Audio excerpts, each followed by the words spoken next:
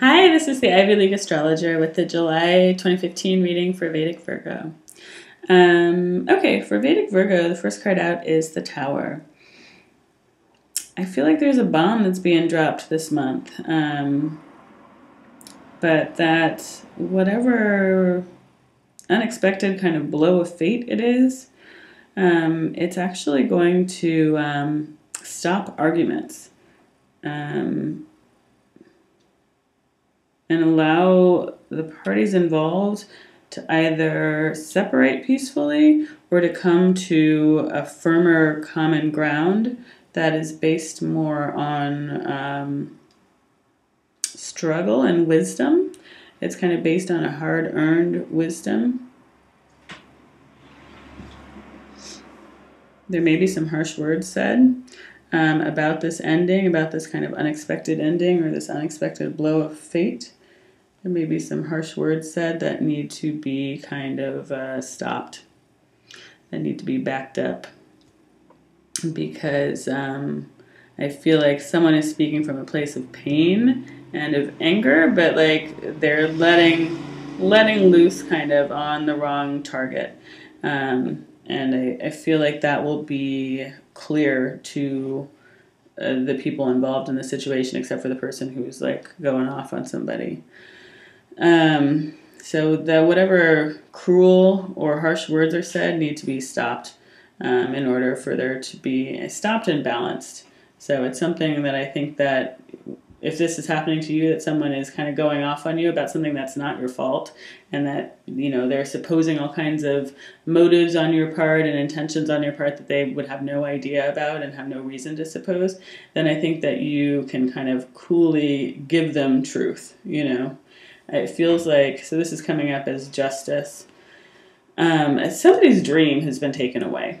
You know, so somebody's losing something that's a big deal to them. And I feel like that's why they're kind of coming at you. But it's coming up as justice. And justice is seated.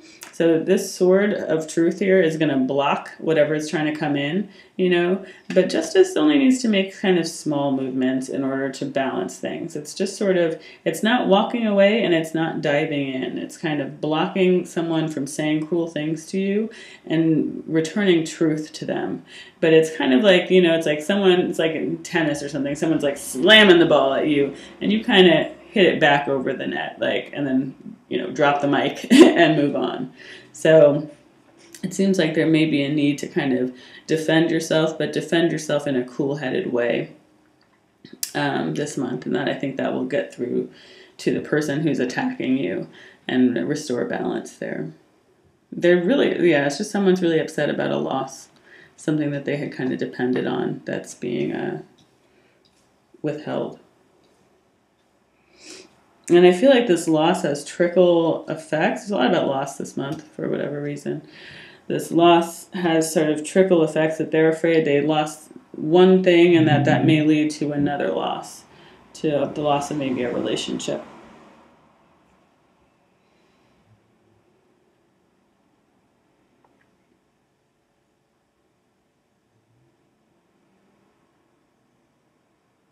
But it feels like that relationship is actually on firmer ground than they may think, and that it will kind of, there will be someone there to protect them and tend to them in their kind of mourning time.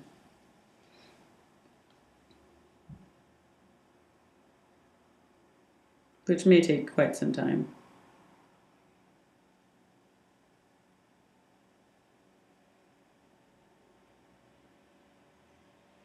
I feel like if anything, this relationship that they were afraid to lose is actually strengthened by this kind of blow of fate tragedy. It has a tragedy feel to it. Not to alarm anyone, but it feels like something that was really important to somebody.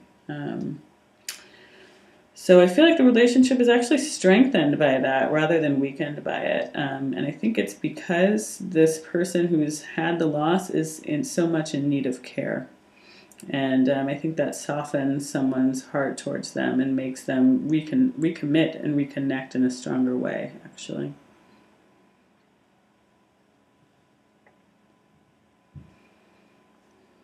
So yeah, there's a lot of healing to be had from from this disappointment this month. And it's actually sort of helping you, or helping whoever this happens to get their ducks in a row in a little bit of a clearer way.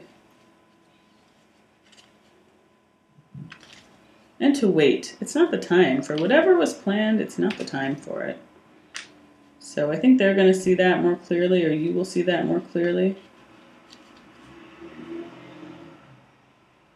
And also, for some people, you may see that whatever you had planned, that it was kind of your like ticket, your like through line into joy and happiness and happy endings and rainbows and kittens and unicorns, is not really that, you know, that it's actually sort of truncated in a way. Like, it's a source of joy, it's something that's on the table that is cool, you know, or whatever, but it's not everything. There's a lot of other things that need to be considered, and there's a lot of other sources of joy.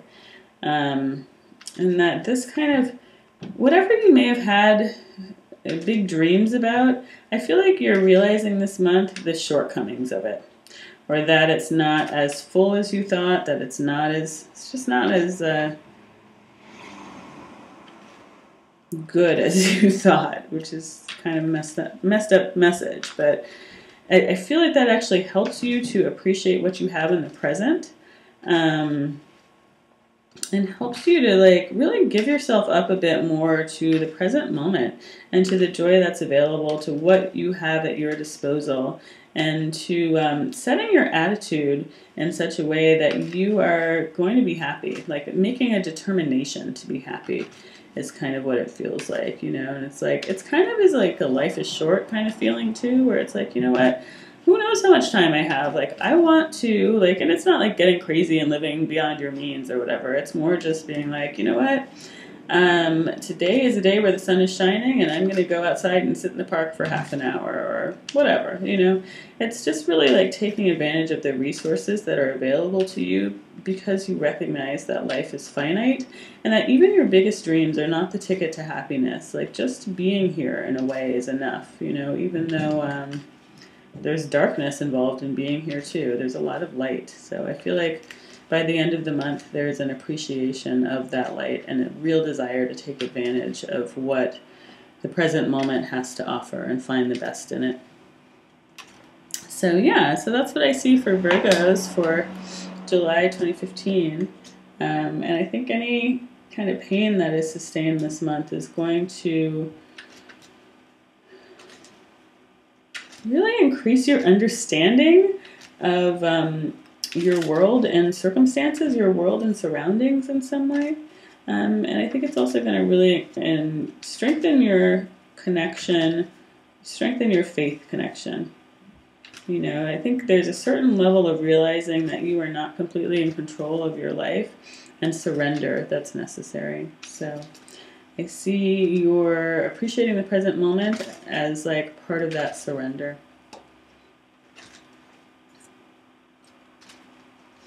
And for some of you, you may be healing during this time as well. But it feels like those are necessary processes. So there's some sadness that comes with it, but there's also, after the sadness comes some acceptance and some real joy. Some kind of, it's like the kind of joy that comes after tears, you know, where you're like, yeah, but I'm still here. And, you know, deep down inside of me, there's something that is happy regardless. So yeah, so that's an interesting message for this month, Virgo, but that's what I'm seeing. I hope that's helpful, and yeah, please feel free to get in touch. My email address is theivyleagueastrologer.com, and if you'd like a personal reading, my link for scheduling is down below, along with some other info.